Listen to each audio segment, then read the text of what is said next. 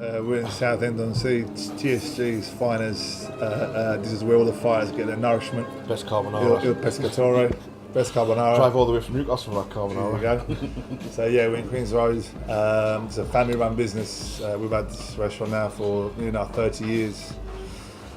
And yeah, so it's where really a lot of the fighters, the gym is only up the road. It's 5 minutes away. They train, they come eat here. To be honest, Dad does good steak, does good everything really. He just like Look at me. I'm not fussy, so. Yeah. So he's a good advert for the restaurant. But the beginning of UWC was 10 years ago. I mean, we started off initially. It was me and my brother. It was my idea. I came up with the concept of bringing MMA to Essex. At the time, there wasn't much going on. There's a few shows here and there, but in this area there was nothing. So we had already an established gym. So we decided to create UWC, and from the minute go it was a success. We've been doing now over 30 shows, and we've got a big following from the local crowd to everywhere really. Back then there was a lot of the fighters were out at TSG, but also we had a lot of international people coming over because it was hard to get with the local fighters back then, and probably even still now. You find there's a lot of people want to fight. They will say, get me in the fight, blah blah blah, and then 2 days, a week before they'll drop out. So what we basically did, we brought in a lot of people from Italy initially.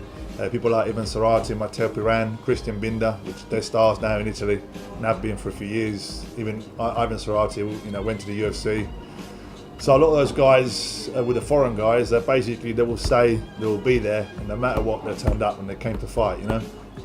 That's why we used a lot of the guys from abroad, and slowly we built up the brand, and as the sport became more popular and more shows started to surface, so really we started getting more fighters, people interested in fighting, and we start using more local fighters, UK-based fighters, but we always use kind of European, worldwide fighters now, just because it makes the fight card more interesting. It brings in fans, whether it will be online, from all over the world kind of thing, we've had stars like Soccer at UWC, we've had Rico Rodriguez, and we've also built stars, obviously like Stav Economou, Walter Gahaza. So yeah, we kind of snowballed from there, and now 10 years later, we've seen a lot of shows come and go, but we're still going strong. The next event will be 25th of March. We'll be at Clements Hall in Hawkwell. We've done a couple of shows there already. It's probably one of the biggest UWC to date. We've got obviously Darren Tower, Stav Economou, among many stars. I'm fighting Thomas Savinsky, who I've already fought before, and when we fought the first time, it ended in a bit of a controversy because he claimed that he didn't tap out to my submission, but he did. Like when I put it on him, he tapped me and yelled, and the referee then stopped the fight. Well, if you're gonna tap and yell, that's a submission. Just no, Thomas is probably, he's quite a nice guy, but I'm quite looking forward to setting the record straight. I don't really know much about him. He's from Norway. He's a grappler. He's a big stand-up bloke. He's a big lump. Obviously being a heavyweight. It's just going to be one of them fights, isn't it? You come to watch it and see what happens. Yeah. Obviously I'm going for the knockout, so that'll be the plan. You probably get asked on this one a lot, but on the Bob Sapp fight, is there any sort of anything you can take away or speak on regarding the Bob Sapp fight? On that fight, it was just one big dude, isn't it? Yeah, you don't realise how big the guys are until you. I mean, these guys are big, but Bob Sapp is probably like both of them put together. Yeah, he's the biggest guy. Biggest guy until you see him, you don't realise how big he actually really is. I mean, he was like 165 kilograms.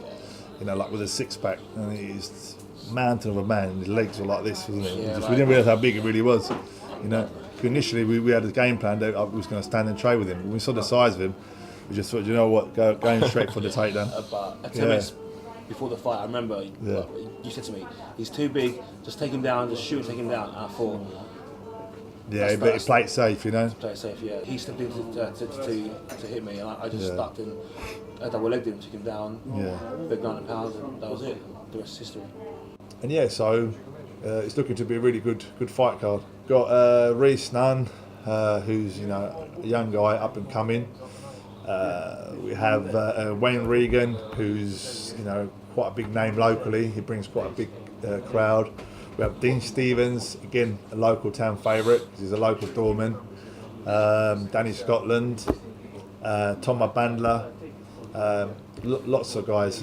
Well, they're all youngsters compared to these boys.